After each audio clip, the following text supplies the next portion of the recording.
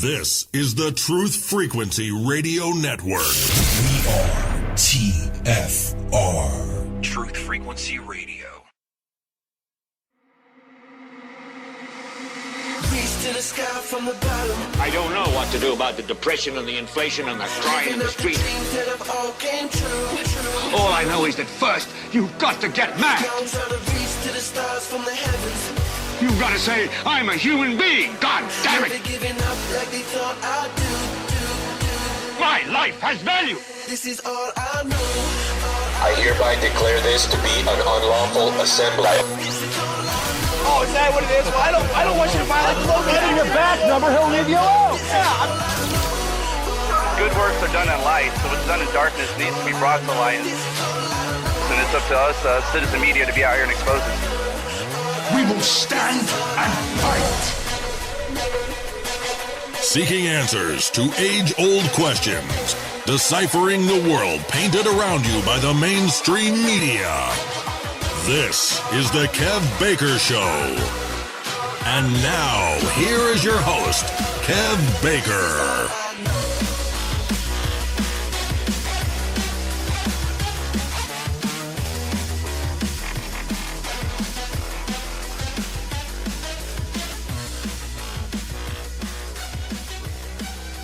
Welcome back, ladies and gentlemen. Were you starting to panic there? Do you think I'd forgotten?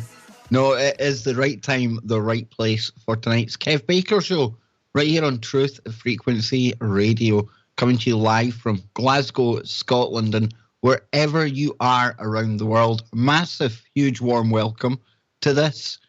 Some of the most bizarre 2 hours of radio you ever get. And this week, you know, it's been absolutely brilliant from start to finish. We had Walter Bosley start of the week, then we had Mark Devlin. Last night we delved into the world of gaming, and tonight got another massive show lined up as well. And we're going to have Mr. Bill Bean coming on later on, joining me to go over some real high strangeness that I'm going to be building up to in just a moment. But in the near future, folks, one to look forward to. My mum told me last night she has been researching furiously all the kind of paranormal and ghostly stories coming from Scotland. So we're going to have a nice kind of quiet night in, a nice day in, sometime real soon. We can turn down the lights and we can get all creeped out and get the goosebumps going, listening to some Scottish ghost stories. And then next week, it's going to be another massive week on the Kev Baker Show. How do we top last week? I mean, this week just here. I mean, how do we possibly do that? Well, to start off the week, we are going to be joined by a gentleman called Charlie Robinson. Now, Charlie contacted me out of the blue just last week or the week before, and he has authored a book called The Octopus of Global Control. That's going to be on Monday, the 7th of May. Tuesday, it'll be yours truly. On the Thursday, the 9th. And I think this is going to fit in perfectly with Walter Bosley's information and Charlie Robinson, because Duncan Campbell is going to be coming back to the show for the third installment of his timeline towards the New World Order. So if you thought that wasn't good enough, on Thursday, the 10th of May, get your diaries out, highlighters out, because, you ready?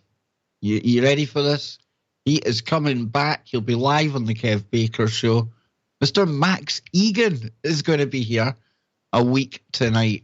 So as you can see, continuing to keep all of these great guests coming, all of the good information flowing for all of you great people out there. So like I was saying, we're going to be joined tonight by Bill Bean later on in the show. And Bill's somebody I've been working with a long time now. Most of the time the show's been running. And he really is like our correspondent from the front lines of the spiritual warfare that we talk about so often on this show and others. And, you know, on this show right here, me, you, all of us, we have delved deep into the science and mysticism that comes to us from CERN over in Geneva. And this is home to the world's largest ring particle accelerator. This 27-kilometer ring has sparked the imagination of minds around the world and so many conspiracies, it'd take too long to count them. However, we've been lucky because we were able to bring Anthony Patch onto the show early on to share with us his insights and his knowledge into the real science behind the Large Hadron Collider, while the whole world was mystified as they watched the mainstream propaganda rattle on about searching for something called the then elusive God particle. So we became aware very, very early on in the whole CERN story about the true power of this machine and the true intentions of those controlling it. Now, as we learned more and dug even deeper, the God particle, as they called it, and obviously, just inevitably, they did find it, this was just the tip of the iceberg when it comes to what was going on and what is still going on at CERN. The whole God particle, a really nice, cutesy story for public consumption, and helped along the way to justify the billions being poured into the project from all of the countries participating from around the world. And we also learned how the experiments taking place around the ring accelerator were literally piercing holes in the fabric of space-time around them. Little black holes or portals, whatever you want to call them, disappearing just as quickly as they were formed. However, their consequences remain all the same. You don't have to take my word for any of this, because who am I? I'm just some dude over in Scotland with a microphone laying all of this out, giving you my random thoughts. But you can go to the scientists of CERN, because they're the ones themselves who talk about going to other dimensions and opening portals, and even pictured holding a key. A key. And bear in mind that CERN itself sits upon the ancient site of Apollo's temple. Literally, the scientists holding a key, showing you they're opening something. What is it they're opening? Well, who knows? But we're going to explore further tonight. We really are. Now, it says here, and just as I wrote out a little kind of spiel for this today, just so we could really set this up, because this all came together synchronistically, as things do on the Kev Baker Show. Exchanging a couple of messages with Bill Bean, and, the patterns started to emerge. Things started to come together, and I'm going to share them with you here tonight. It says, I wrote earlier on, at the same time as all of this was going on at CERN and other particle accelerators around the world, we became aware of the D-Wave quantum computer, and that now infamous speech by good friend of Freaky Friday, the man behind D-Wave himself, Geordie Rose, in which he himself, using his own words, spoke of, quote, mind-boggling numbers of parallel dimensions. And not only that, but they were accessing them and pulling back 10% extra resources. Now, what does that even mean? What does 10% resources actually look like, and what does it equate to in the everyday world? How does that affect us?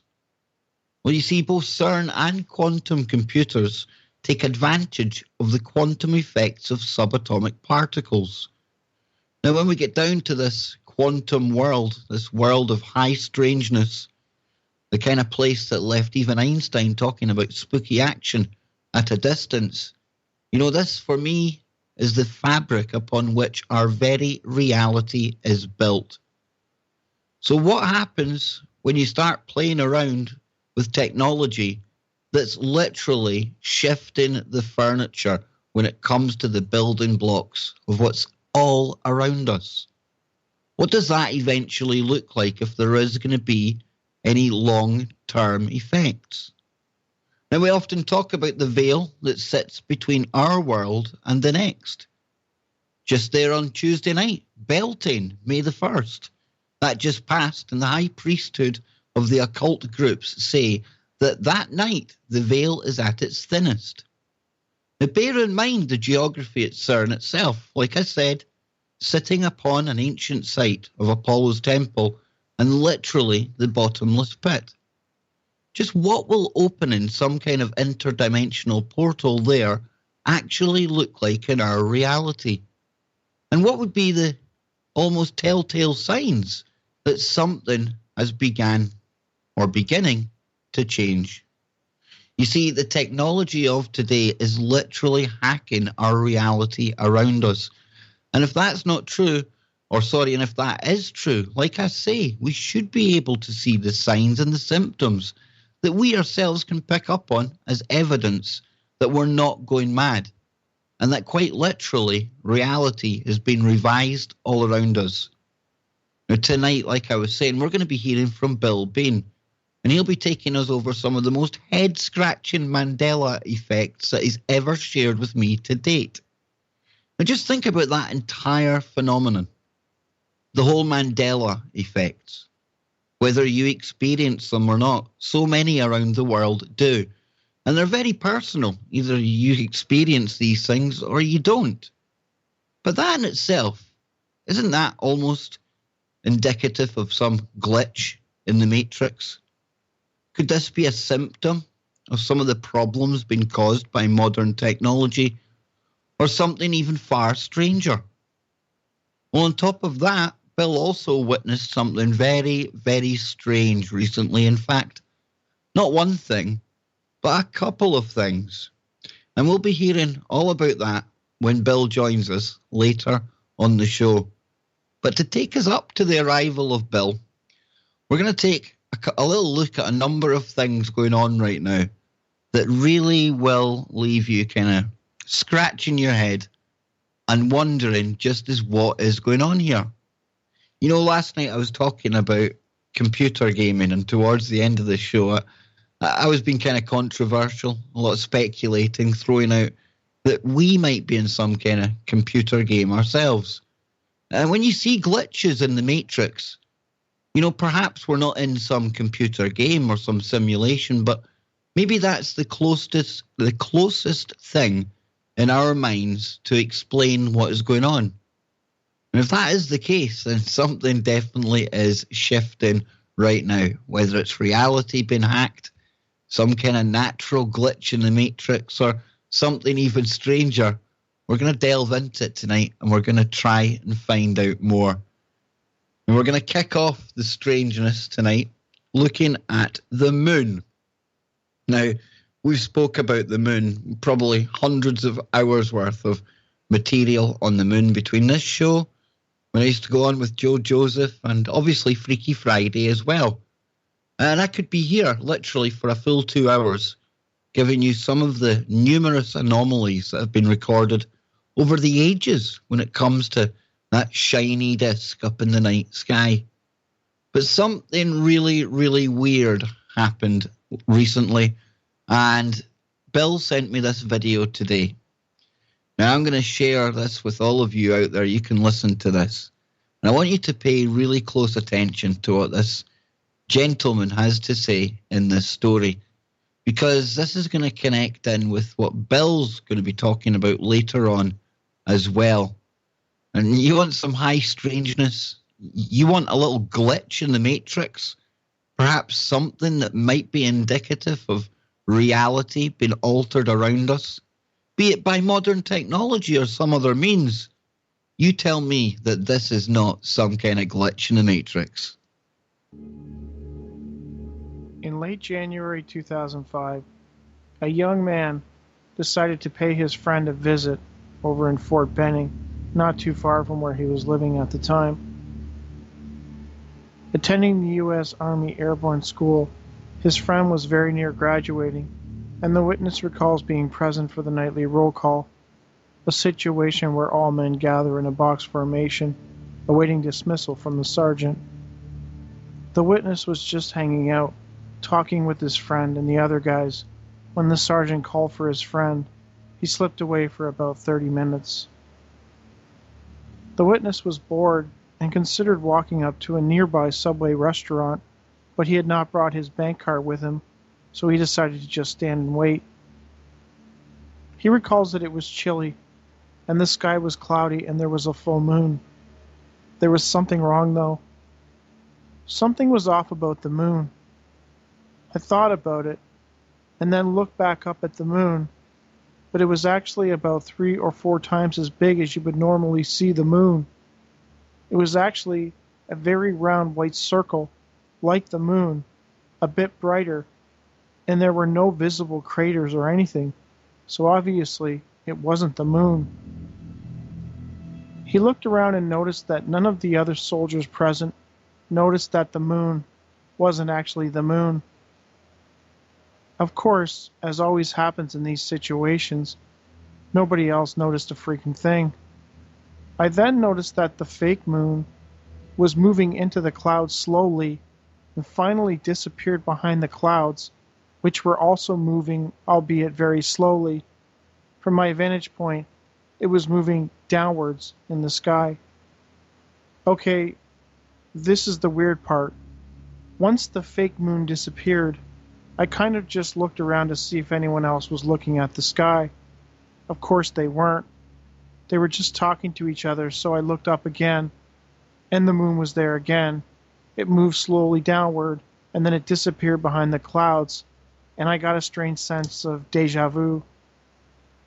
So I looked around again, and then I looked up at the sky again, and there it was again, and guess what?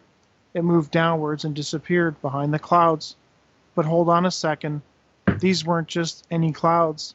These clouds were the exact same shape as I saw them the first time, and the fake moon was following the exact same trajectory. And without fail, every time I looked forward and then up again, I would see the exact same thing, a strange solid white ball moving on the exact same path behind the exact same dark clouds. I couldn't even cheat or peek upwards or anything either, because the fake moon was directly above my head, and I couldn't even see what the hell was up there unless I was looking directly up. But I repeated it at least 20 or 30 times, so it was like the Matrix glitch in real life, but times 30. Maybe I could have devised a peeking scenario, but at the same time I was so freaked out and awestruck that I didn't really think about that stuff. I just looked up and down again and again, so I could see like 50 different rules of quantum physics being broken before my eyes. Frightened, the man attempted to alert a soldier standing nearby. This guy was standing next to me smoking or something, and I told him, "Look, that white ball keeps reappearing in the exact same position every time you look at it." He barely acknowledged me though, like it was an everyday occurrence or something. Eventually the sergeant re-emerged and dismissed the men. His friend never exited the building, so the witness went looking for him. He found him in the bathroom. When they re-emerged outside, the light was gone. He didn't really believe me when I told him about it, the witness said, of telling his friend. Regardless, he still cannot explain what he saw, and to him it was the creepiest, most bizarre thing he had ever seen.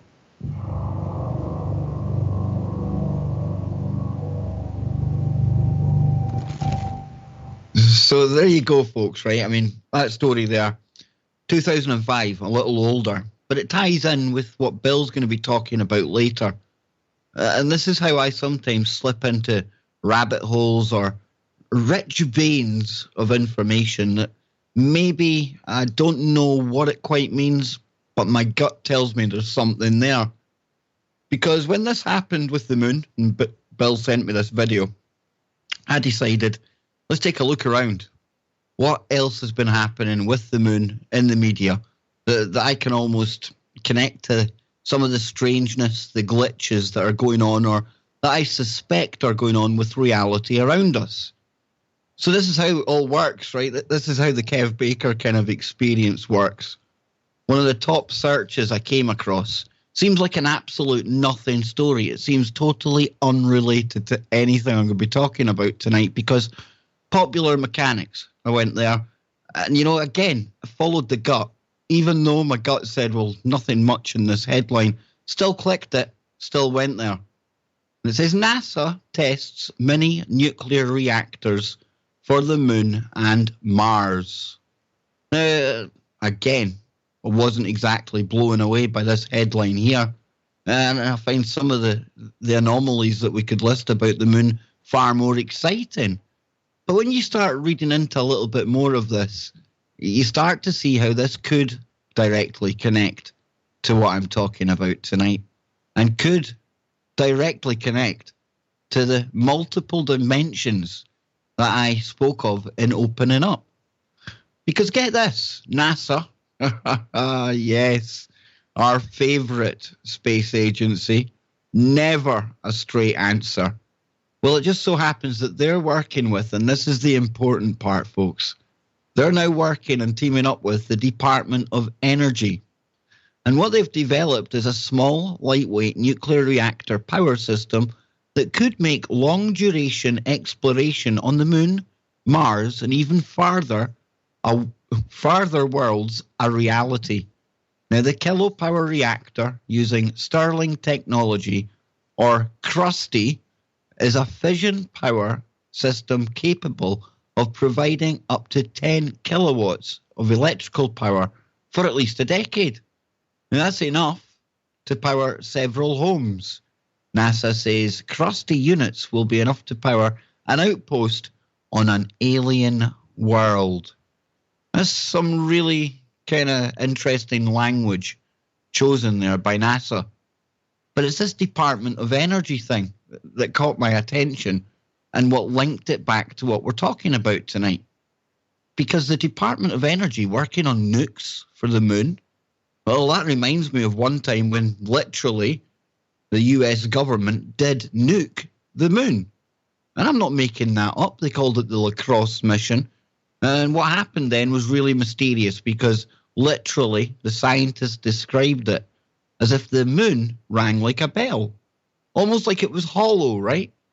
And I know a lot of you out there, and Ozzy in the chat room, he agrees with me. You know, the moon is just too precise. There's something too perfect about all of it.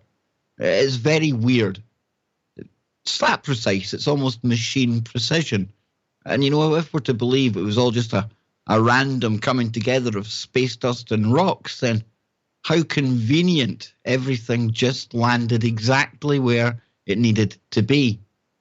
But the Department of Energy working on the moon in a random story I find when I'm looking for stories about the breakdown between the veil, between this world and other dimensions. Doesn't that remind us of something, a clip that we've played before on the show? And this comes from the United States Secretary of Energy. That's right, the head of the Department of Energy, Ernest Moniz. Now, take a listen to what he's got to say about the Department of Energy and not nuclear reactors on the moon, but something far more interesting and relevant to tonight's show. Take a listen to this. I have a curious question for you. I don't know if you ever saw Stranger Things. Have you guys paid attention to this phenomenon? So on the show, they have a Department of Energy, and they spend a lot of time investigating a parallel universe. What can you tell us about that? I can tell you, first of all, that I've never seen it, but I'm aware of it. Secondly, I believe this fictional DOE laboratory was operating in the 1980s. You can draw whatever inference you wish from that. Third, I will note that actually we do work in parallel universes. Wait, what? Do you really? Is that yes. Okay. All right, so this took a little bit of a turn. It This is what you call a cliffhanger. Yeah, exactly. It turns out, actually, the first question was about responsibilities, and I focused on energy. But we also have nuclear security responsibilities, like the Iran agreement. We are also a big supporter of very basic science. And that includes trying to understand the basic particles of nature and the structure of the universe. It turns out theoretical physics addressing that looks at things like higher dimensions than 3 dimensions. So Stranger Things was fiction for us, but autobiography for you. But I would not get carried away in terms of some of the other things that happen, I believe, in stranger places. I mean, how weird is this? I mean, I start off today, a few kind of messages with Bill Bean, and we get into the moon strangeness. And then I played the video, that strange video, that will relate to something, a personal story that Bill's going to share later. And that took me on a journey and found out about these nuclear power plants or miniature nuclear power sources that the Department of Energy were making for the moon. The same Department of Energy who were featured in the show Stranger Things. The same Department of Energy that you just listened to their head kind of honcho speaking there. His name is Ernest Moniz. Now, he was speaking on the Chelsea show on Netflix. That's where Stranger Things is as well. And when they asked him about working with other dimensions, he absolutely shocked them all because he said, yes, we are. Yes, we are. Now, in the show Stranger Things, we have the upside down, right? This horrible other dimension where there's a portal that leads to this other world, the upside down. Now, isn't it interesting that we're talking here about dimensions tonight? We're talking about CERN making holes in the fabric of space and time. And now we're noticing that the Department of Energy, aside from on working with other dimensions, as they say, now they turn up with nukes on the moon. And I know that they're responsible for nuclear energy and nuclear power and stuff like that. But something strange is going on. And I'll be building on the strangeness after the break. You know, my gut has led me in this direction tonight. And talking of the moon, you know, that lunar surface, that makes you think of lunatics, right? Well, wait till you see how crazy things are going to get after the break. This is kind of your riding shotgun into the weird web that I've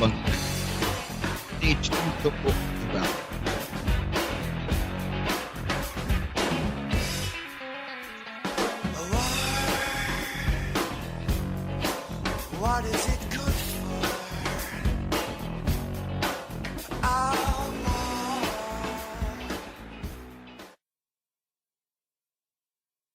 Real people, real radio.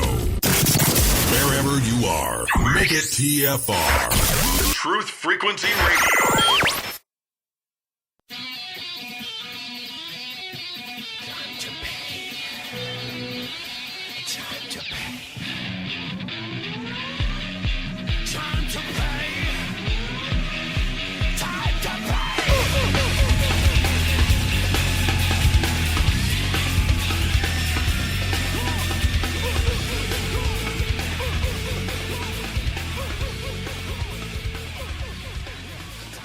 Welcome back, ladies, gentlemen, and anyone tuning in from other worlds and other dimensions. Big, huge, warm welcome to tonight's Kev Baker Show from planet Earth, right here in this little humble solar system of ours. Been a great show so far tonight already. And I've been diving back into the stuff that we've learned about from CERN over the years, thanks to the assistance and the help and the mind of Anthony Patch. And I've been looking back now because we always said, you know, maybe further down the line, we'll start to see some signs, some indications that all of the stuff we speculated about may well be coming to fruition. And when we looked at CERN and quantum computers, that took us into other dimensions, literally. Not me saying that. This was them saying that. So when we talked about other dimensions, there was a show on the television called Stranger Things. And things do get stranger from this point on because it featured in the fictional narrative the Department of Energy and experiments that they were running, not too dissimilar from MK Ultra and the kind of stuff we hear about from Montauk Island.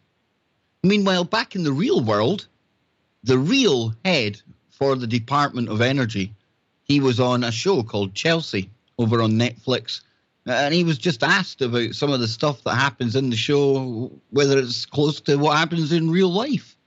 And he shocked everyone by confirming that, yes, they are working on other dimensions, because when you look into the quantum world, this is where basically doorways, or more appropriately portals, open up into these other realms.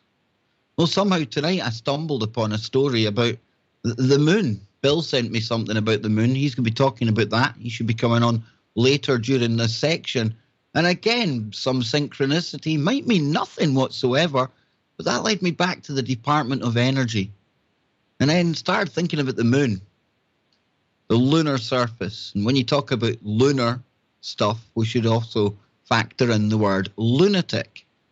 You know, it's been widely reported over the years that when there's a full moon, people tend to act more erratically.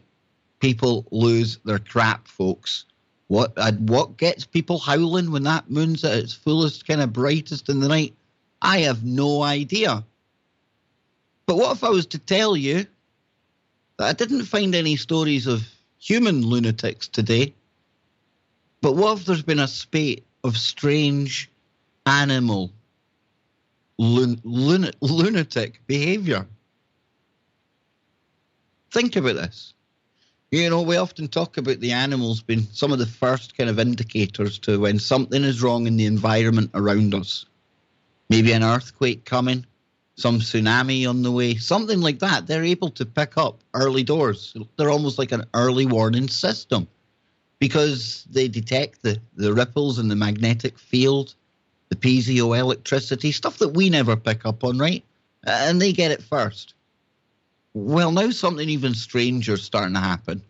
And I find this really strange because, again, Bill, he's got another story that he's been a part of just recently that led me down this rabbit hole at the same time as searching the moon and the lunacy did.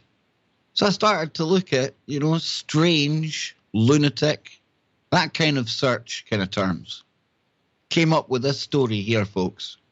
This is the 5th of April, just this year. And it comes from phys.org. Now, phys.org, it's a pretty dry website. Lots of really hardcore scientific papers and stuff like that on there. Not the kind of thing you find comedy or satire on. Yet, their headline reads like this. Raccoons' bizarre behavior gets locals' attention in the US.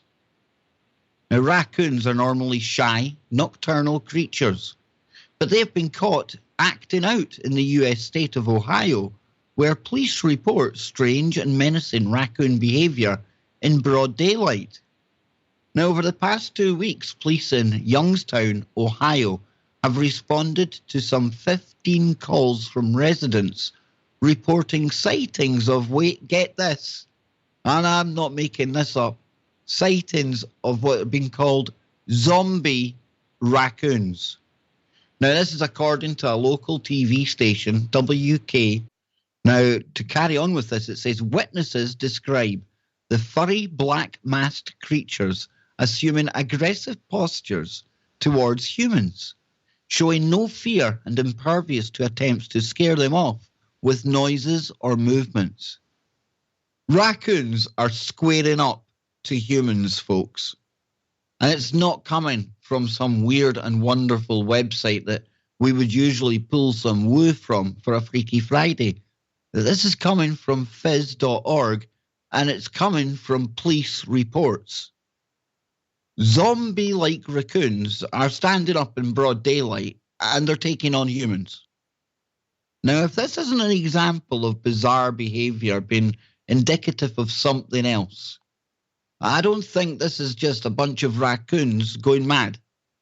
You might think I'm going mad, but as the show progresses tonight, it might not just be raccoons, but we've got a whole heap of high strangeness, glitches happening with other animals. Let's get back into this just now, though, because it says here that Robert Coggeshall, a retired banker turned nature photographer, described the extremely strange behavior of a raccoon that entered Coggeshall's front yard as he played with his dogs. Quote, he would stand up on his hind legs, which I've never seen a raccoon do before, and he would show his teeth, and then he would fall over backward and go into almost a comatose condition. He'd come out of it, walk around, and then he'd do the same thing again. He'd get on his hind feet, he would show his teeth, and boom, fall over again. Now, a picture Coggeshall took of the animal standing, lips curled, and dripping saliva has gone viral on the internet. The raccoon ultimately was euthanized, as were others in the area.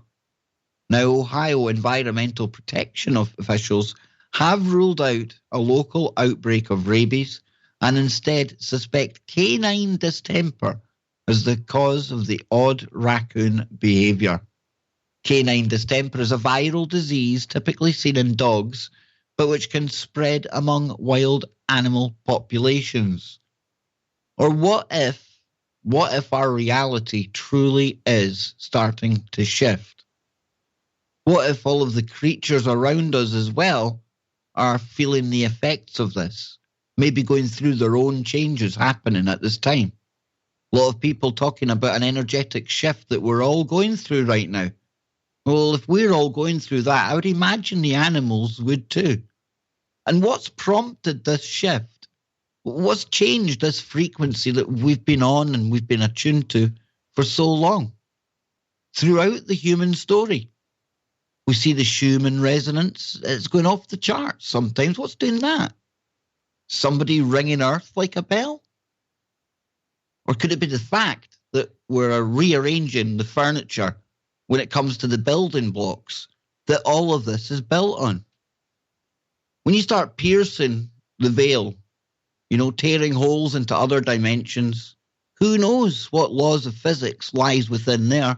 And then if that 10% quantum pollution comes back the other way, who knows what effects that has on all of our reality? Now, as Bill comes onto the show in a little while, he's going to be talking about more of this as well. And recently, and it would be remiss of me not to bring this up, because we're talking about maybe strange animal behavior, and it's going to get a whole lot stranger when Bill comes on. But I was saying how they pick up on the kind of the frequency of the earth, the environment around them. They can tell when the earthquakes are coming, stuff like that, right? And we've been speaking at length recently about the whole Earth's magnetic field thing that's going on right now. Wasn't that long ago they were reporting that the polar flip was imminent. Now, in geological kind of planetary terms, imminent could mean any time between now and 5,000 years. But now they're kind of winding back that story. So at a time when animals are displaying like there might be something wrong with the magnetic field, then the world of science is now coming out and saying, well, whoa, hold on. We don't think there's any reversal afoot. And this here comes from The Independent, but if you check magnetic field in the news articles over the past week, this is going to be everywhere. Because it says in the early months of 2018, a news story began doing the rounds, claiming that Earth's magnetic poles were overdue for a reversal. The repercussions of such an event included devastating streams of particles from the sun, galactic cosmic rays, and enhanced ultraviolet B rays from the radiation-damaged ozone layer. Now, the reports also warned of a world in which computers, mobile phones, and even the flushing of toilets would cease to work, and parts of the Earth became devoid of life. Now, a well-timed paper published in the scientific journal Proceedings of the National Academy of Sciences, entitled Earth's Magnetic Field is Probably Not Reversing, has helped quieten some of the wider and wilder speculation about this proposed doomsday scenario. Now, do I think that they got it wrong with the Earth's magnetic field about to flip? No, I don't. I just don't think we were meant to see as much of that story as we did do. They maybe weren't meant to come out and tell us when they did. And when it comes to the Earth's magnetic field, always bear in mind, don't necessarily blame it for everything, but bear in mind the power of the magnets that are being used at CERN. Now, it's often cited that these magnets are 100,000 times more powerful than the Earth's own magnetic field. And I'll say that again, 100,000 times more powerful than the Earth's magnetic field. But here's the catch with that, because instead of being radiated and propagated outwards away from the planet, these magnets are all pointing inwards so that they hold the streams of particles in place, so that these really creepy and weird quantum effects can occur at near light speed, which results in what? The opening of portals into other dimensions. So although I say we have to keep in mind the massive power of the magnets at CERN, it's not a case of those magnets being out there, basically free-flowing lines of magnetic force outwards. It's pointed inwards to keep those streams of particles. But what happens when you start messing with portals into other dimensions and you've got all of this magnetic power in those pipes as well?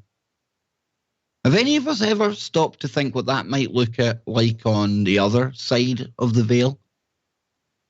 Time to speculate. And let's say there is another Kev, an alter Kev, an alter Johnny Whistles, an alter all of you in a universe not too dissimilar from the one we're in right now. Well, what does it look like if all those people living there start kind of experiencing the consequences of the universe next to them trying to blast holes into their reality? I don't think that finishes too well. Aside from the effects it has on their reality, just what damage are we doing to ours? And, we're seeing the animals already, and we'll get into more of the animal weirdness in a minute when Bill comes on, and there's a lot more animal weirdness. While all this is going on, the CERN, we've got the portals into other dimensions, stuff like that. I mean, what effect is it all going to have on us as humans when on top of this, we throw 5G into the mix? And people will say, well, you're kind of doom and gloom tonight, Kev. Not exactly very cheery.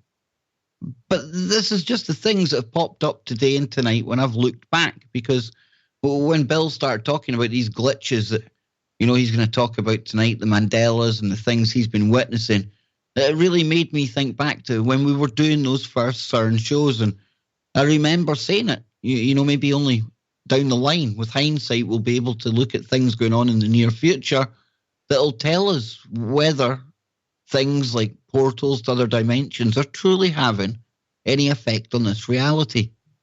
I still maintain that the likes of the Mandela effect is one of the biggest kind of indicators that this world and the next, something is bleeding through. You can call it timelines, you can call it dimensions. It all gets somewhat confusing, right? Because on some levels, I really don't think our brains can comprehend. Not that we can't understand what the scientists are doing. They don't even know what they're doing as well. I mean, it might be their best thinking that they've got a handle on all of this and know what they're doing, but do they really? The leading scientists of today would have been like the leading scientists of yesterday. And what did they do when they were setting off the first nukes? Somebody done the math and they said, hey, guys, come on. There's like a 50-50 chance here that things could go wrong, right? And you'd know normally, if it was us in the room, would go 50-50 chance that we could like set the atmosphere on fire. It's not worth it. Not these cats with the white coats on. No. 50-50 is good odds for them. And I've not even mentioned the production of strangelets here tonight and what effect they might be having on the planet. Say, massive cracks opening up in Kenya and the African continent splitting in two. Oh, did I go there? No, I went there. I definitely went there. And it's not just Kenya with all of the cracks either. More of the planet starting to break up right now. And on top of all of that, we've got Bill Bean, who I hope will be with us very, very shortly indeed, who along with all of these kind of physical changes I'm talking about tonight, and the psychological changes that are taking place in us, and the reality around us with Mandela effects, on top of all of this going on, we've got the spiritual aspect to think about as well. Because it doesn't matter what guest we have on here, and it doesn't matter what kind of topic we talk about. I would say 9 times out of 10, 99 times out of 100, even if the guest doesn't have any kind of Christian belief whatsoever, they're all going to agree to a man and a woman that we are in a spiritual warfare right now. And it's raging everywhere. I mean, you've got somebody like Bill Bean who gets up in the morning, who has to go and deal with the ramifications of allowing these entities more access into this realm. I really think we have to sit up and pay attention to what Bill has to say. Because Bill is out there on the front line dealing with these entities. Well, it's okay for me on Freaky Friday to talk about them. Dear Lord, I went to Alistair Crowley's house and I'll never go back there again. So how Bill deals with this stuff, the darker side to the holes in the dimension, the tears in the veil, it truly, truly is beyond me. But it's not just Bill that's going to be dealing with this soon, folks. Because the weirdness that's been going on around the planet, it's endless. It truly is endless. One thing I came across today, get this. How does this happen? Mr. MB3333BBB ad, can't remember the YouTuber's name. Huge channel, great information, all this kind of weird stuff going on. Now, he kind of tracks strange animal behavior. And he had reports. Some were from earlier in the year, some last year, some recent. Reports of camels being found swimming out in the ocean. That's right, I didn't say like some kind of camel shark or something like that, some new camel whale. An actual camel from the desert found out in the ocean. Think that's not bizarre enough? Or a glitchy in the Matrix? Little glitchy in the Matrix thing going on. How about two elephants? 20 kilometers out from shore near Sri Lanka. Just, milling about, playing in the ocean, 20 kilometers out. How does that happen? So aside from raccoons getting really leery in the garden with people and wanting to have a fight with everyone, we've got strange animals turning up in strange places. What other glitches are going on that we're not even hearing about? What about the tree that was on one side of the road one day and another side of the road the other day, but nobody drives up that road very often? How much of our reality has already changed, and how much further does it have to go before everyone either sits up and takes notice or slips away into this other new reality altogether? Speak about that almost virtual world, that one they're trying to make. It's totally indistinguishable. You would never know the difference between this one and that one, right? So like the world we're in now. Only sometimes I wonder, are we always in this world? The real world that we were all born into? Or do we sometimes have these flitting experiences into maybe not another dimension that's naturally out there, but one that's been created for us right now with the same quantum computers and the same particle accelerators that we've been talking about tonight already? To say that times are interesting, well, it barely scratches the surface. It truly does. And we're going to be joined by the brilliant Bill Bean, like I say, in just a moment. I'm going to type to him now, make sure he's remembered. I was talking to him just before the show, but with the way things have been going for both me and Bill today, don't be surprised if he slipped through some portal into another dimension. That would not surprise me at all. But even if Bill takes another couple of minutes to come along, let me tell you what is still to come on tonight's show. Because we're talking about portals, we're talking about strangeness, we're talking about weird phenomena that we could put down to our world and a world right next to it, some other frequency, some other station on the radio, right? Just turn the dial and it's just a couple of hertz one way or the other. And that's what it feels like to me. These kind of frequencies, these universes are starting to blend together. Things are starting to get weirder. And we talk about all the cryptoids and cryptids and things like that. And with the Slender Man just last week with Nick Redfern. I know I'm still on about that interview. That was a cracker, really was. Check that one out. But Nick brought up something in that show that we're going to get to tonight as well. And that's the Mothman. I remember reporting about the Mothman and a spate of sightings coming from Chicago. I want to say a year ago, probably a bit longer. Well, get this. It hasn't stopped. In fact, I would hazard a guess to say it's becoming more and more prevalent. And Bill's going to be sharing details about that when he comes on after the break as well. You know, that's what I really like about working with Bill. Not only is he out there taking part in real kind of hard-hitting exorcisms and dealing with the possession of individuals, really helping some, bringing them back from the brink. But not only that, Bill keeps his eye on all of the news going on, all of the woo as well. And he's able to relate that to biblical scripture to show us just what times we're living in now. And of course, along the way, Bill has become aware of these biblical Mandela effects, as I call them. Boy, oh boy, do they have biblical consequences when it comes to Bill when he finds these things. You know, we've been dealing in the past couple of shows, he came on and revealed how now there's a saying in the Bible about us being strong as a unicorn. And the last time he was on, he was sharing another couple of verses that definitely seemed to me to have changed, because some of the language being used certainly wasn't the kind of language that I ever remember hearing about when I went to Sunday school. And it's actually too colourful for me to share on the show here tonight, because I'm always respectful for the fact that we may have younger listeners. And, you know, having younger listeners, that's what really excites me, because we need to get into the minds of people younger and younger to try and counter the effects of what the government and this dark cabal have been programming into them from the minute they've been born.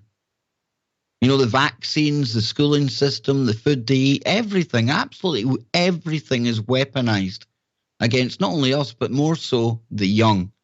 And that's why it's really important for me anyway, that we share this information with people. You know, we have to think about it because some of it is really dark that we get into times on the show.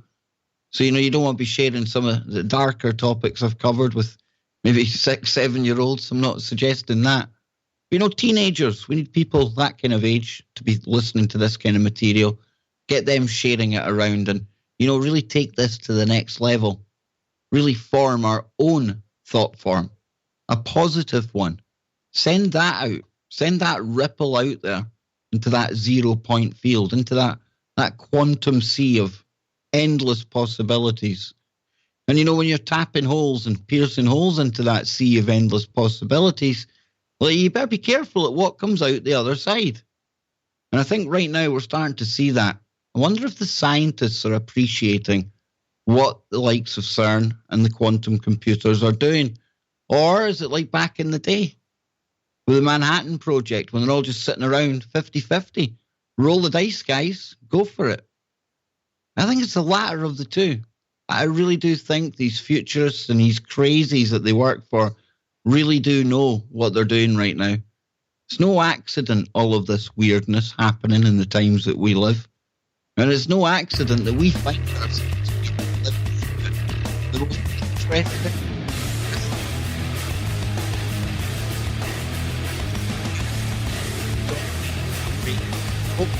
This talk will be built with.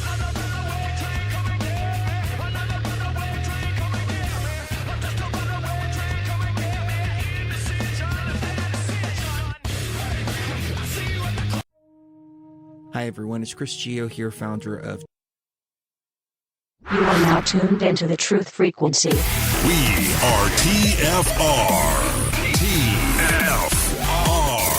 Truth Frequency Radio. Feel it coming in the air. Yeah. The sonic symbols everywhere. Yeah. I'm addicted to the truth. I'm ready. It's a dangerous love affair. Can't be scared when it goes down. Stand for freedom here and now. Undo the spell. Only thing that's on my mind is who's gonna free this town Bring it. tonight. Who's gonna free this town tonight? What's up? The new world order's going down.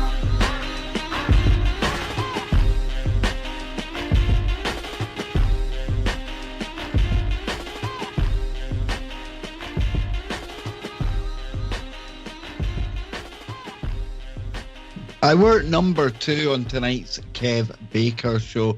Hope you're enjoying this so far, and now we're about to get even better because, as I promised, my good friend, my brother, Mr. Bill Bean, he's live, he's in the house with us now. And for anyone who hasn't heard of Bill before, where have you been hiding? Seriously, this guy was on Coast to Coast recently as well.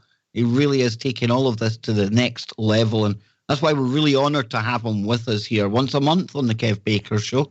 Bill's a world-renowned spiritual warfare and deliverance minister, exorcist, and he is known as the spiritual warrior.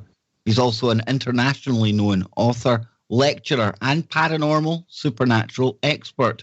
Now, Bill is currently featured on TLC's A Haunting series, where you can watch his early life years and all that brought with it. And also a story more recently where he had to go and help somebody out. And he's here with us tonight to share all of his latest trials and tribulations. Bill, welcome back, brother. How you doing, sir? Thank you so much, my brother. It's always great to be on with you. It's always an honor and a pleasure. And boy, do we ever have a lot to talk about in this segment. Absolutely. And, you know, it's brilliant when we hook up together. And we shared maybe, at the most 50 messages back and forth today. And you sent me a video about the moon. And you had an interesting story yourself that you're going to share with the listeners. But this is how things work with me, Bill. And, you know, whether it's God leaving these little breadcrumbs or something else at work, it's truly divine, right? Because you send me that story about the moon. And I'd already decided to kind of theme this tonight, looking at the effects that CERN and quantum computers have had. Now, I randomly went to search for any other stories about the moon that I could tie into the strangeness of that glitch in the Matrix style moon video that I played.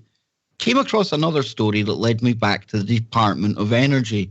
And of course, the Department of Energy, they were the ones that were on a TV show, not denying, but admitting that they do work in other dimensions, in other worlds.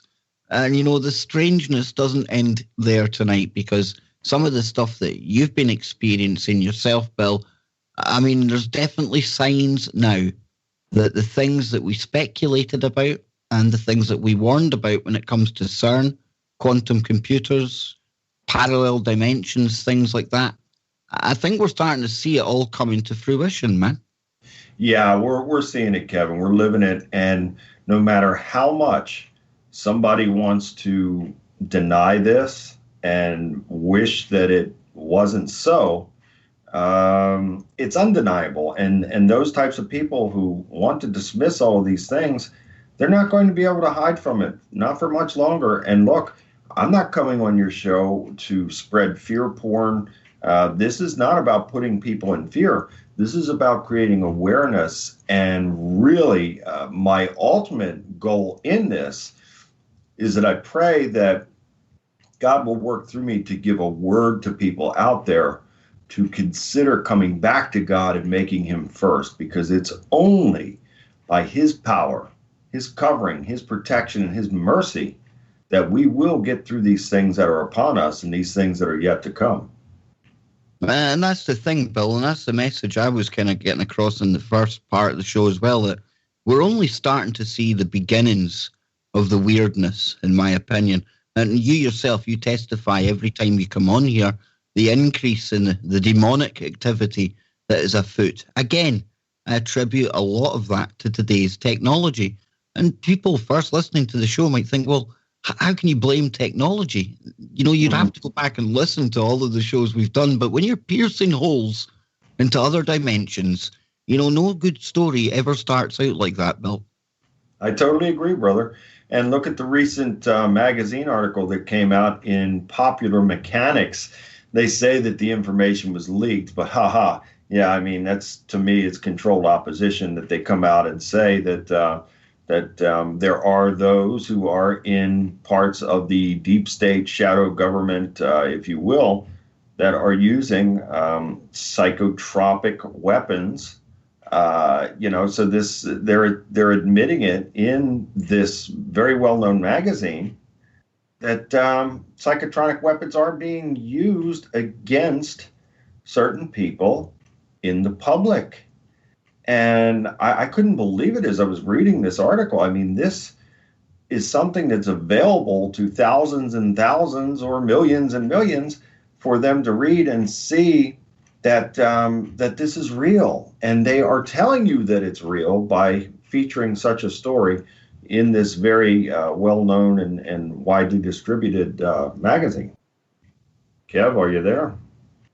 Oh, I'm sorry, Bill. I was muted up there, but yeah, I thought I lost everything there. So you'd fallen through a portal to another. Yeah, there was a pause after I said that. I thought, oh man, I've lost everything. I sometimes wonder, Bill, with 5G, they'll have the potential to literally control our minds to the point where we won't even notice some of the changes that are taking place all around us. And I was speaking about these zombie-like raccoons and strange animal behavior that's been reported far too frequently for my liking when I took a look today. And this is also something that you've personally encountered yourself, isn't it? And this is the amazing thing, Kev. I list these things, I talk about these things, I come to you in sharing this information with you, but I'm not sharing it with you as some type of story that I've gotten a hold of and that it is not connected to me, because it is very much connected to me, that I am and have had these types of experiences to corroborate what these stories and videos are about, and these stories and videos that are being put out to the public about this, I can corroborate it as real, certainly in my case, because I've had several of these types of encounters here lately with different animals that are acting very, very strange. I've never seen it. I'm 51 years old. I've never seen these things in my lifetime, and it is quite bizarre. And you were sharing one with me about a drive home. I believe you were driving home from the airport. And this is kind of, this is so weird, so bizarre. And I'd love for you to share this with the audience. And for the listeners out there, bear in mind the raccoon story, how strange that was as well. But Bill, your interest in drive home. Yeah, well, I mean, it was my driver, Guy Nelson, and he always picks me up and takes me, to and from the airports. And we were, I guess the first one, so I've had 3 of these experiences over the last month, I would say, or inside the last month. And the first one was, he was bringing me home late one night several weeks ago. Now, I often come back from these trips, especially if it's the West Coast. I'm coming back, it's these red-eye flights. So it's in the wee hours of the morning when I'm coming home. And so I was in the back seat, Guy was driving, and this possum came out, and I would say Guy was probably driving, 35, 40 miles an hour. This is a back road, and it was, there was no other traffic on the road at that hour. And he's driving through, and this possum just comes out, and he wasn't startled by the lights. He just came out and stood there in the middle of the street. Guy had to hit his brakes, and he swerved to the right and actually swerved around the creature.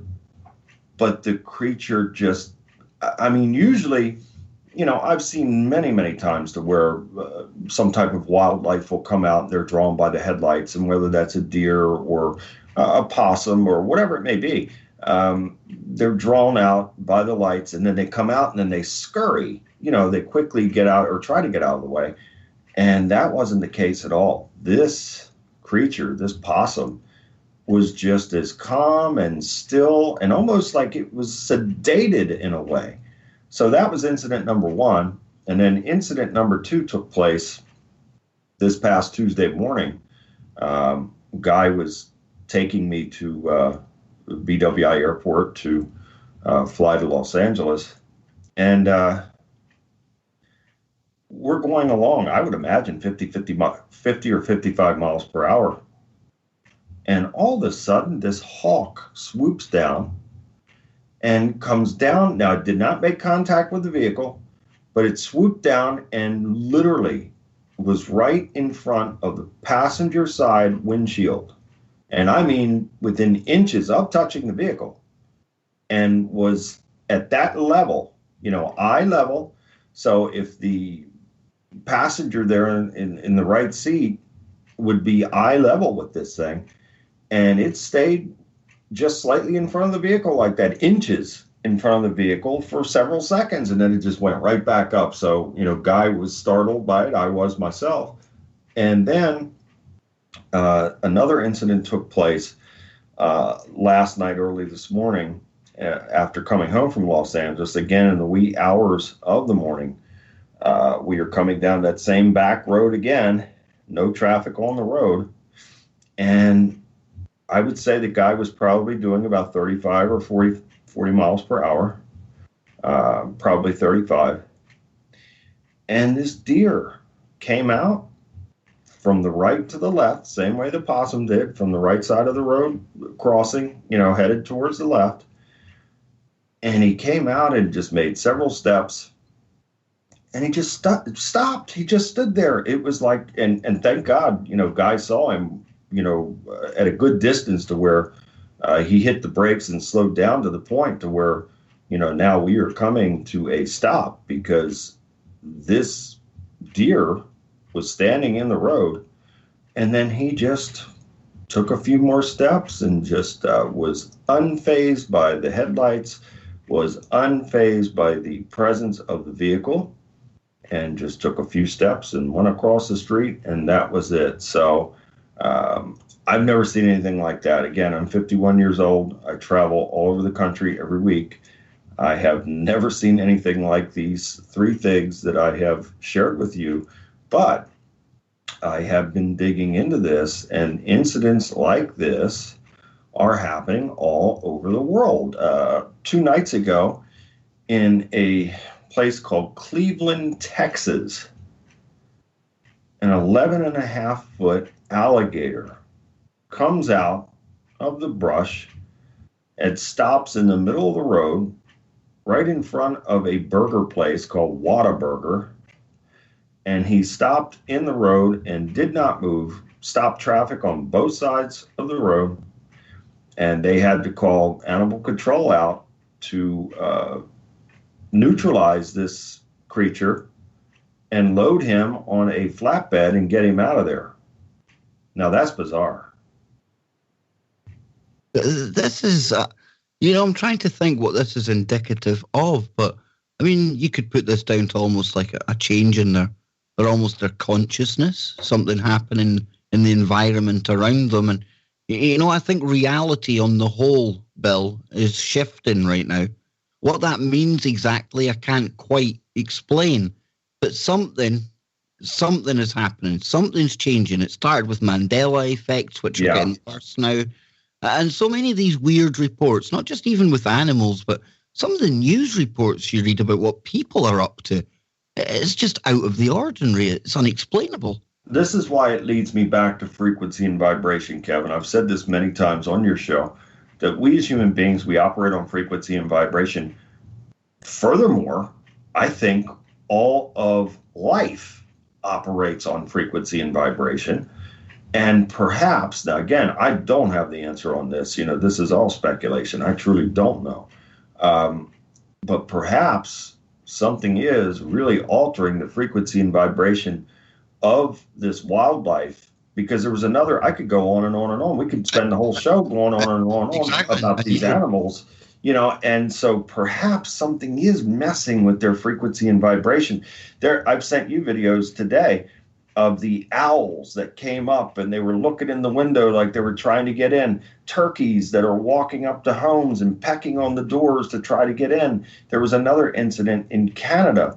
A man's on a snowmobile. He stopped. The vehicle was still running.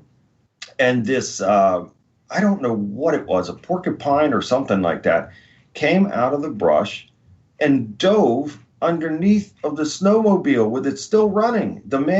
There was video of the man taking his foot and pushing the animal out from underneath, and he went right back. So something is messing with the animal's minds in such a way that I don't know if it's putting them in panic or it is just has them so discombobulated. I truly don't understand it. And, I'm with you, Bill. Always have been. Frequency and vibration, everything in the entire universe. And even God himself, the Bible, I mean, the Word, that's what started everything. And that in itself, a wave, a sound, a frequency. Yes. We can look at the Schumann resonance, and that's changing. And I don't think it's a coincidence that the Schumann resonance, that natural frequency that we're all kind of attuned to, you know, it starts going haywire when we start smashing particles at CERN. And when we start turning on these quantum computers. People might think it's normalcy bias because I look at all of this stuff. So it's easy for me to say all of these changes are down to that. But you know what, Bill? I really do think these changes are down to that. Yeah, I think you're right. I agree with you 100%. And so I've said this many times as well. The more technologically advanced we become as a civilization, the worse off we are. Yeah, the more interconnected we become, all 7 billion of us, at the same time, we've never been so separated and isolated ever. I totally agree. And the devil's in the details, because his game is all about, 1, bully tactics, and 2, divide and conquer. So that's right out of his playbook. No, absolutely. Now, there's another story I want you to share with the listeners, because this is what led me to my kind of moon mystery that I went on earlier on in the show. And it was something that happened during a flight that you took recently, wasn't it? It was last night. I was coming home from Los Angeles, and first of all, the flight was delayed because there were 26 tornadoes in the middle part of the country. And so flights were being delayed and diverted. And I mean, think about this, man. This is May now, and there's tornadoes all over the place. This is just craziness in itself. And so the flight was delayed, and then it was diverted, and they flew from Los Angeles along the extreme southern border across to Florida. So from west to east, across the southernmost part of the country to avoid these tornadoes. And so then we arrive in the Florida area and then have to make a left and go northward to where I live in Baltimore up the East Coast. And it was during this flight that at one point, I would say probably an hour and a half away from the destination at BWI Airport where I live, I noticed, and I was seated in an aisle seat, but it just happened, something caught my eye. I was sitting there in the seat and silently, and I always try to just rest as much as I can because I'm so exhausted, after doing these deliverances. And then it's a long flight home, so and I never get much sleep in between these things. So I was just trying to be still and rest. But I happened to look over to my right, glanced over, and saw this gigantic, bright thing. I thought right away, okay, it's the moon, but I've never seen the moon look like that before. And I looked and I said, wow, this thing was just gigantic. It looked more like the sun than it did the moon. And it was yellow. And something else that I noticed was really strange was that it had this green border around it. And especially in the 10 o'clock area, if you were to see this moon or whatever it was as a clock, then it would be in the 10 o'clock area on this. It had this green, this green border. And so I said to the passenger that was seated in the window seat, I asked her if she was seeing this, and she said, yeah, she was really freaked out by it. And I'm certain that other passengers were seeing it as well. And I even tried to get a picture of it with my cell phone, and unfortunately it was just all blurred and jumbled up. And I had some other things in my bag. I carry the police type of body cam, sometimes into some of these situations. And I even tried to get photographs with that, but it was too dark. It came out all distorted. And yet there it was, gigantic. Just, if it was the moon, it's the brightest that I've ever seen the moon in my entire life. And again, it looked more like the sun to me than the moon. And it wasn't circular. It wasn't spherical. It seemed like it was more oblong to me, Kev. It was just very, very bizarre. And I would guess that being about an hour and a half away from Baltimore, that it would have been over somewhere in the Georgia area, or even the southernmost part of South Carolina, somewhere in that area. That's where this event would have taken place at. And I'll never forget it, that's for sure. No, it's really weird. You know, a lot of anomalies been reported with the moon lately. And that one there, I mean, you fly a lot, Bill. You know. Every week. Yeah. You know you're looking at the moon. You know, I've got no reason to question that. And when you say there's a small green light on the 10 o'clock position of this as well, I mean, that definitely sounds almost otherworldly to me. Of course, could be something that they haven't let on, that we have some secret spacecraft or flying ship that they're testing right now. Who knows what they've got? But a lot of these sightings, you know, UFOs, things like that, they're picking up in frequency as well as the kind of possessions that you normally deal with yourself, sir. I totally agree. Everything is increasing in this area. And I have to believe, and we've talked about this before, Kev, I have to believe that it goes right back to what we were discussing many times in the past, that I feel that God, Yahweh, has his heavenly host to use these flying chariots. And if that is true, then when Satan and a third of the angels were cast out of Yahweh's heavenly kingdom, then they were cast out in those craft, and they came down here and they took human women and produced that hybrid offspring of giants called the Nephilim, and on and on and on. Now, if that is true, then I have to believe that God is allowing the devil this short time to be able to change times and laws, just like it says in the book of Daniel, and to just have his way. And if that's the case, perhaps through technology in these flying craft, perhaps some of these craft are able to hover over an area or a house or whatever it may be and create disturbances in a supernatural way, and even within people, because I'm also getting an alarming increase in people that are hearing voices in their heads, or feeling certain types of sensations in their bodies, like electrical impulses and shocks and all that kind of stuff. So I certainly believe that some of it is valid and true. And if that's the case, then maybe it is possible that that these types of objects with that type of technological capability are in proximity to some of these individuals who are experiencing such things. No, absolutely. And, you know, you've nailed it, because you mentioned some of the documents that came out recently. And I bring on Dr. Eric Kallstrom onto the show here. And he has a wealth of information about the real technology that's out there, that literally they can hijack our brains, our bodies. And we've been breathing in metal particulates for goodness knows how long now, Bill.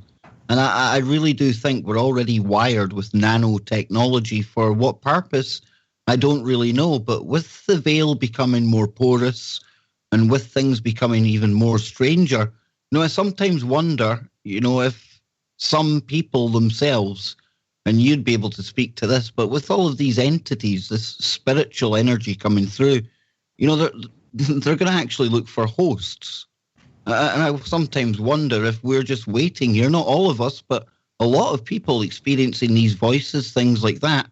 Yeah. We might put it down to being a targeted individual, but there's something a lot more spiritual going on, perhaps. I totally agree. And this, again, is why God had me to write that book, my most recent book, The Connection. I didn't plan on writing that book, and God really put it on my heart and spirit to do so, and gave me that window of opportunity from mid-January to mid-February to do it. And I praise him for putting that urgency on my spirit. And it took, you know, I had to obey that as well. And I did, and I'm thankful for that.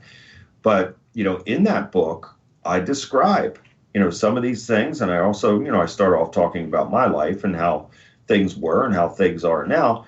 But then by mid-book, it becomes this instruction manual, which is very important, Kevin. I'm not saying this because I'm trying to sell a book. I'm saying this because it's absolutely the truth. And so if people will take a moment, and if you can buy my book, fantastic, wonderful. If you can't, send me an email. If you can't afford it, then I'll send you a free PDF copy of it, because it's important for people to read this. And it is so important now for people to make their connection with God. And we'll pick this up when we come back. Absolutely. We'll pick this up with the spiritual warrior on the other side, Mr. Bill Bean. Lots more to come. And just wait till he uncovers some of these Mandela effects. Oh my word. Don't go anywhere.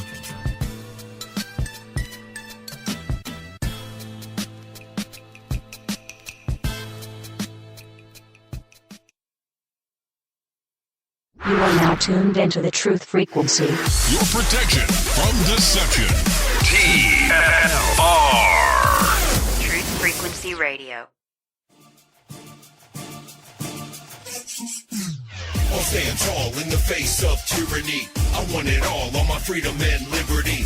I'll keep my guns, you can keep your security. I'll stand tall in the face of tyranny. I'll stand tall in the face of tyranny. I want it all on my freedom and liberty. I'll keep my guns, you can keep your security. I'll stand tall in the face of tyranny.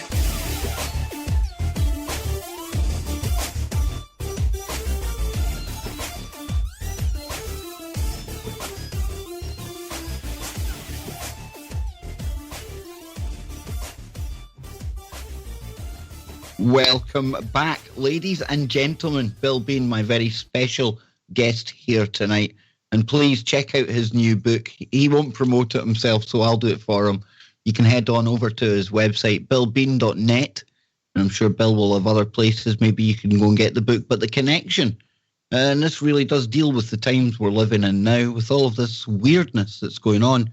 You know, what can we be doing? We really need to know what's going on and what we can do about it. And Bill, that's kind of where we left off before the break. But your website, sir, did I get that right there? billbean.net?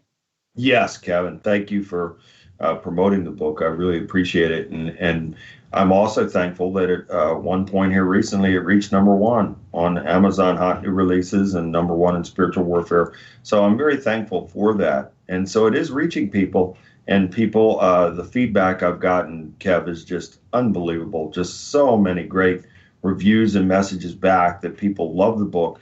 And it truly does come from God, because it is an instructional manual by mid-book, and it's very, very important. So I urge you to pick up a copy of the book. I'll personally sign it, www.billbean.net. You can get your copy. And again, if you can't afford it, send me an email. Go to billbean.net, send me an email, and I'll send you a free PDF copy. It's very important that you read it. And if people think this is just flannel, I mean, I can speak from experience. You all heard it right here on air. And then behind the scenes, my mum and my brother, of all people, they've spoken, worked with Bill. And trust me, my brother would be the last person I ever thought would be kind of into the stuff that myself and Bill talk about and what Bill can do for people. Now, Kenny's a very kind of shy guy, very reserved. He doesn't tell me what him and Bill spoke about. But the reason I bring it up is because, you know, this guy literally does help people. And we're all about solutions on the show. And if we can help somebody right now in need that has a problem, then that, for me, outweighs doing another 900 shows that help no one. So please, please, please check out Bill's work, his book, and get in touch with him. Now, Bill, let's get right back into this before we run out of time. I love speaking to you. We could be here for hours because there's so much. Yes, we could. But you talk about wearing the spiritual armor, and you call yourself the spiritual warrior. Yeah. And this is what we all have to be getting into that mode right now, isn't it? Yeah, I totally agree. And before we go any further, I got to say hi to your mom, Pearl, and to your brother, Ken, and God bless you both. And it's certainly an honor to know them and call them my friends, love them dearly. And I pray that everything is going great. But you're exactly right, Kev. I mean, it's very important that there's somebody out there to show people the way, because time is running short. Now, what does that mean? I don't know. I don't believe. I believe that life is forever. And whether that is here or it goes on to God's heavenly kingdom, However that works, I truly don't understand it, but I do know that life is forever. I truly believe that. So perhaps in the statement of time is running out before what? Is it going to be a great purging on the earth? Is God, bringing this sword to purge the earth of all this evil and wickedness? I don't know. He surely knows, and I certainly believe, in my opinion, in my spirit, that a great and terrible day is coming like that. So it is very important for people to be sincere, to be real about this, and truly consider seeking to have a personal relationship with God. Now, look, we're not perfect, and we're never going to be perfect, but God loves us in spite of ourselves. So you have to be, number one, you're never going to con God. That's the first thing. He knows everything about us, so you're never going to con him. And secondly, you must be honest with yourself and really look in the mirror and say, where do I need to improve? What do I need to do? Where do I want to be? Where am I going? How am I going to pursue this relationship with God? How can I be the best that I can be for God and for myself and for others? Well, I have those answers, and God has given me the information to give to you. So I urge you to please just take a little bit of time and read this book and read the step-by-step, read the powerful prayers, employ this into your life, make it a part of your life. And if you do these things, I guarantee you, by having a strong connection with God, your life will improve by leaps and bounds. Absolutely. And, even for people out there who do not believe in any of this stuff, look at it from this point of view. And this is where I used to be as well, folks. We have to look at the enemy. And we could bring up so many examples of how they are dark occultists and some of the most evil Satanists on the face of the earth. Now, if they're into that dark side and the devil, does that not really show you that there's more to the light side and God that we're talking about here? It certainly shows me that if we get to know the enemy and we know what they're into and we know what they're actually working for and what they do all of these evil acts on behalf of, that surely must give people an appreciation of that spiritual world that is out there and they're tapping into. They try and cut us off from God and any form of spirituality all the time. Why is that? And I think that's because they realize that's where the true power is, Bill. Totally correct. You're absolutely 100% correct. And this is another reason why God had me to call the book The Connection, because the connection between God and man is being distorted, and it's purposely being distorted because of the evil one that is always in the details, and he is working double time to lead as many people away from God as possible. And he's doing it in a variety of ways. And I say, and I challenge people, you don't have to believe anything I'm saying, but I challenge you to step outside of your normal everyday routine and really look into this and really consider this and do research and study into it. And then your eyes will be open to the truth. The truth is the truth, and there's no substitute for it. Any substitute for the truth, or version of, is a lie. So be honest with yourself. Step out of your comfort zone, because a lot of people now, Kev, their minds are conditioned in the way of, well, I don't care. It doesn't affect me. So what? That's not affect. So people think that because they're not immediately impacted or affected by these things, it means nothing to them. Well, I'm sorry to say that a day is going to come to where it is going to affect you. It's going to affect everybody. So what I'm saying now is I'm imploring people to step out of their mundane, normal, everyday routines and consider what I'm saying and really do some research into this. And then I pray that it will lead them to seek God and make that strong connection, because you are right about everything you said. And especially when you said about these powers of darkness, okay, well, if there's nothing to that, now I want everybody to consider this for a second. If, for the person who's a non-believer out there, and look, I have nothing against anybody, and people are free to worship and believe in the way they want. However, if there is nothing to any of this. So if the person says, well, there's no God, there's no devil, there's no nothing, well, why are these people operating in darkness? Why are they operating in the shadows? Why are they putting all these black projects out there to try and lead people away from God? If none of this is valid or real, there sure seems to be quite an effort to do this. So people need to really step back and consider this and say, well, yeah, that makes sense. Why would they do all these things? Why would they try and program the minds of people? Why would they try and lead people away from God in this way to make evil look good and good to look evil? So everything's being reversed. Why is that? You're so right, Bill. And, it's a wicked plan that's been afoot now for a while, because I've been covering how literally, they've been turning mankind into dopamine-dependent junkies. Oh. And, you're right, because people will see posts that you make on Facebook and stuff like that. And, none of this affects me. It doesn't matter to me because, I'm not getting a like or I'm not getting my story shared. So I'm not getting that fix. And, they tie that in with being euphoric, with being happy. But what a deception that is. Because this is fake euphoria that they're getting now from just sharing stories that are more popular than the next person they know. The more likes they can get, the bigger the fix they get, Bill. And, why should they go and try and fix something in the world or turn into God? Oh, nothing's going to get liked there. I'll get no likes, no shares. And as a matter of fact, people would fear that they would be deleted, that people would just suddenly delete them and say, why can't this person's weird? They're preaching God, they're doing this, they're doing that. I can't be associated with somebody like this. So you have the fear aspect that comes in to where these people fear that they're going to lose their social status and standing if they stand up for what is good and for what is right. And all I know is that Jesus, Yeshua, a great part of his message was to be selfless, to do for others, to be kind to others, to give to others, to go out of your way, to do whatever you can for the other guy.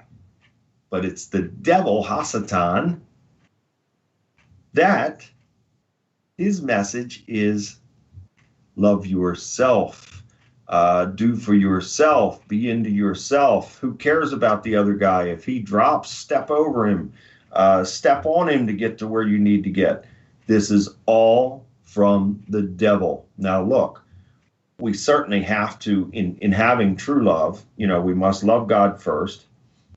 We must love others, and we have to have a love for ourselves as well in order to allow God's power and light to come through us to have a positive effect on others.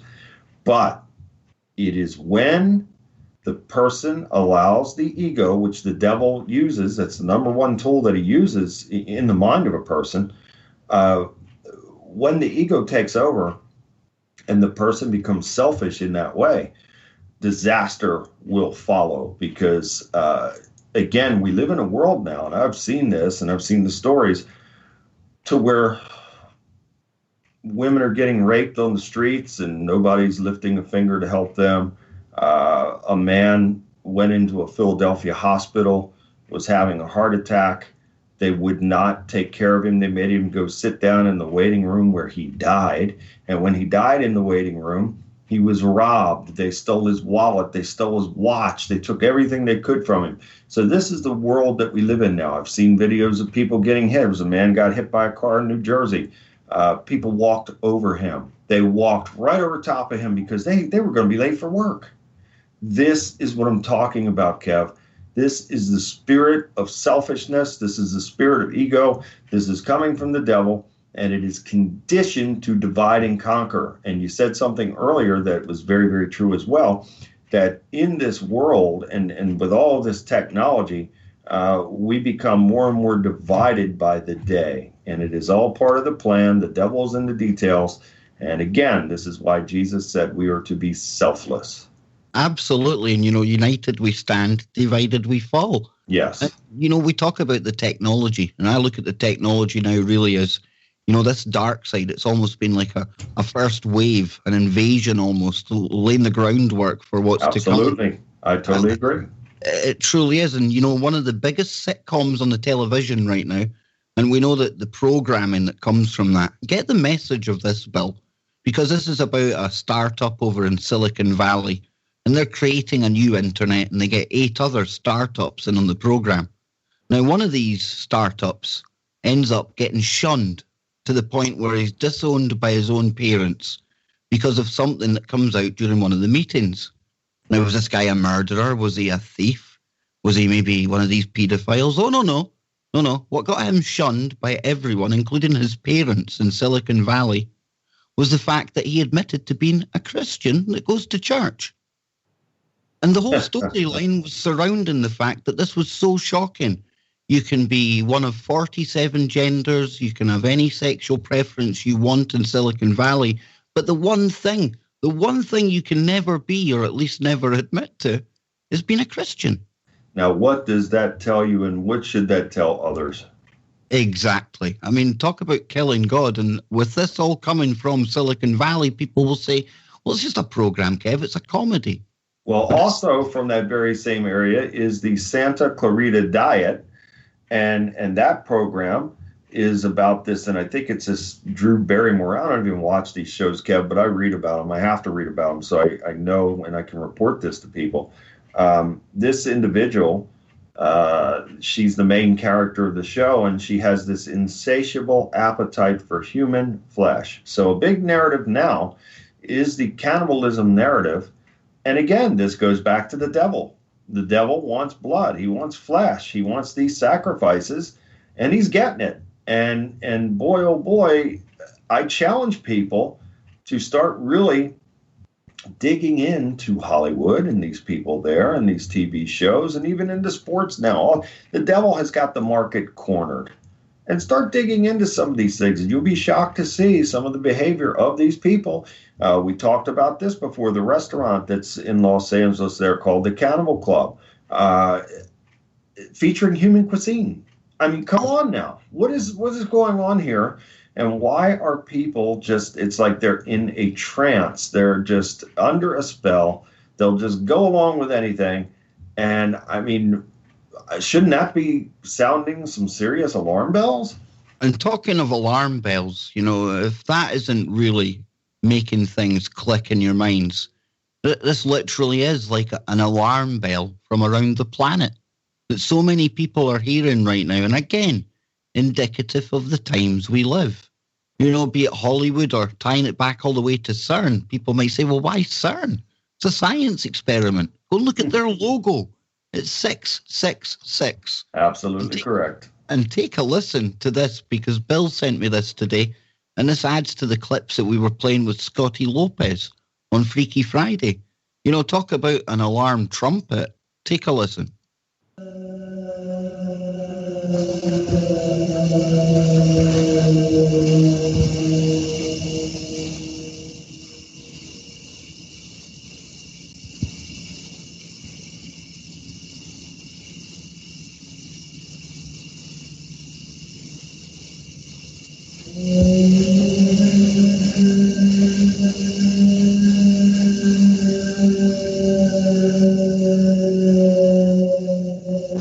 Now, Bill, that's just one of many such noises I could play. My mum up in the north of Scotland months ago, she experienced something like this. I mean, talk about warning signs and warning sounds. I've heard them myself. I know they're real. They're happening all over the world. And again, what is this? Is this the trumpets described out of Revelation in the Bible? Is this a mock of God through Project Blue Beam? And again, you know, Kev, I don't understand how all this works, and I never really thought about the flat earth thing until recently, and I really do believe that there's something to that now. And if that's the case, if, you know, this is a flat earth, whatever the case may be, perhaps there is some sort of opening in the dome, if there is a dome over this thing, and maybe they've placed satellites or something outside of that, I don't understand how that works, but I do believe that it is possible, by what I've read and studied, that these people who do this blue beam thing can actually pipe in sounds and then eventually images to perhaps mock a second coming or an alien invasion as well. So whatever the case may be, again, it goes right back to keeping your connection with God very strong, so you'll have the discernment to know and feel what is real and what is not, and you'll know if you're being deceived. And there are just, I've been studying about these things for such a long time, and we're seeing it and hearing it now. So either this is a direct warning and sounding of the trumpets that Yahweh himself is sending, or this is a deception and a mock of God to lead people literally to the slaughter. So whatever the case may be, for me, I will stay steadfast in faith and allow God to guide me in truth and having that spiritual discernment to know which is which. And, the more I look into things, Bill, the more that this whole simulation-like existence really resonates with me. Yeah. And it in no way takes away from God or his creation, because all of the science and all of the wonders and weirdness of the quantum world we talk about, everything, absolutely everything, right down to that last subatomic particle, was put into motion by the Creator. So it kind of irks me when other Christians say, well, how can you say that? Well, he put all of this in motion, and I think maybe it's the most lifelike or the most kind of similar thing in our kind of reality that we can compare this kind of universe to, Bill. And I think that's why we see these glitches, the quantum world, we know how weird it is, and perhaps, it'll just take some kind of frequency, another shift, another trumpet blow to fix all of the weirdness that we're seeing right now, because I do think we win in the end. Well, God always wins in the end because he's the creator of everything. He is number one. So he is always going to win. And Psalm 145:3 says, great is the Lord, greatly to be praised. His greatness is unsearchable. So, we'll never know exactly how he does things unless he reveals them to us, which, he revealed some things to Enoch. And, I find it interesting that the book of Enoch isn't even in the King James Bible in the 66 books. So that's a whole other show and a whole other story. Red flag to anyone. The fact that they occulted some of the books from the Bible, that they should be compulsory reading for all. But Bill, before we go, I've been saving this for last. And you really have me shaking my head every time you come on with Mandela effects. But today, you took it to an entirely new level where me and my Mrs. Anne were both looking at each other dumbfounded. Because you sent one through of a very common acronym relating to one of the government services over in the US. Talk to us, Bill, about the DEA. Yeah, and big hello to your missus as well, and God bless her. And the DEA is one of the most well-known agencies in the world, really. How many times have you seen on the news or these documentaries on the History Channel of, Pablo Escobar and all these big drug lords, and the DEA was always involved. So it just boggles my mind that the Drug Enforcement Agency, DEA, that's what I've always known it as. That's what I've seen a million shows on it. The Drug Enforcement Agency. Well, if you go and visit, just punch up DEA in Google and their site will come up. And now it says the Drug Enforcement Administration. And it has always said that, according to them. Dude, even the badges, Bill, I looked at the badges as well. Even the badges have administration. Now, let me tell you, I've no reason to lie here, but it's always been agency where I come from or when I come from, whatever's going on. Yeah, and again, I said this to you when we were on break, that I contacted a very close friend of mine, and actually two friends who were police officers, and asked them both, DEA, this is what I sent in the email, DEA equals Drug Enforcement Agency. Both responded back, yes. I said, and I replied, not anymore. Had sent them the link, and they can't believe it. Now, these are people that were police officers for many, many years. They know, and they would know. And here's an even crazier thing, Kev. Now, think about this. Somebody that's worked for that agency for all these years, And then they suddenly go in and now it says Drug Enforcement Administration, and then they believe that it always said that? How is this possible? No, I mean, you can even go to one of their PDFs. I done it randomly earlier, and it says DEA, Drug Enforcement Administration. Yeah, my mom, bizarre. she's messaged back. She's like, "No, it's definitely agency," and it always was agency. But this is just one of the most bizarre ones ever. Now, what about the biblical effects, Bill? Any more of them to report before I let you go tonight? Oh, many, many, many. And look, before I get into that, I want to give a quick mention and shout out that I'm very much looking forward to appearing in Brewster, New York on July 14th for my dear friend Mara and Christine at their event. I appeared there a couple months ago, and it was just wonderful, and everybody up there was wonderful. So I'm very much looking forward to coming back to that. She's a great person. Maybe you could have her on your show sometime in the future. But I had to get that in. And yes, here's the latest scripture change. And I discovered this last week. Now, this is 2 Chronicles 26, verse 15. Get a load of this one, Kev. It says, "And he made in Jerusalem engines invented by cunning men to be on the towers and upon the bulwarks." Okay. So now you're talking about 2 Chronicles, Old Testament, and now engines were invented by cunning men. And what it originally said was, and again, this is 2 Chronicles 26:15.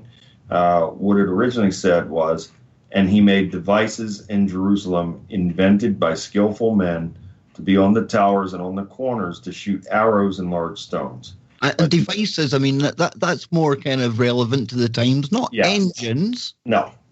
So now you have engines invented by cunning men. It's just preposterous. Bill, is that the King James Bible? Somebody in chat room's asking what version. Yes, that is the King James Bible, and they started with the King James, and they're going on to other Bibles now. I have a Holman Study Bible, and I've noticed some changes in there as well. So, and Bill, what's the website or the web address for where you log these? Bean Bible Changes. So it's www.beanbiblechanges.com. Please go over there and visit and see for yourself. And here's another one, and I know we're running out of time, Kev. This is Isaiah 7:18, and it says, "And it shall come to pass that in the day that the Lord shall hiss." He shall hiss? Only snakes and serpents hiss. Yes. And on that note, the brilliant Bill Bean, I hope will be back next month. I'll be back tomorrow night with Anthony Patch and Freaky Friday. Until then, wherever you are, say a prayer and make it TFR.